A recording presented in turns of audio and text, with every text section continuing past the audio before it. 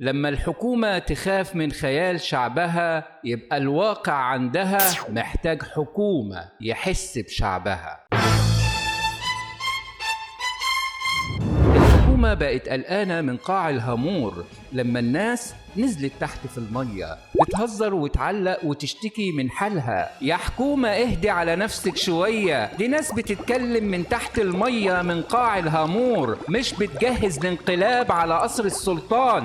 بس بصراحة عندها حق تقلق، لأن الحكومة خايفة من ناس بتهزر. أمال لو الناس بتتكلم بجد يا حكومة هتعملي فيها ايه؟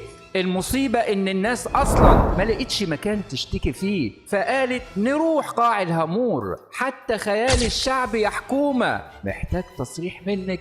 يعني المواطن مش لاقي مساحة يتنفس فيها في الواقع، راح يتنفس في الخيال. لقى الحكومة قلقانة وخايفة ومستنياه هناك. يا حكومة قبل ما تسألي مين عمل قاع الهامور، اسألي السؤال الأهم: مين اللي خلى المواطن محتاج قاع الهامور؟ إن الحكومة الواثقة من نفسها ما تخافش من نكتة وما تتهزش من تعليق. فلو قاع الهامور مخوفكم للدرجة دي يا حكومة، أبشر يا شعب، واضح إن قاع الواقع أخطر بكتير من قاع الهامور اللي تحت المية.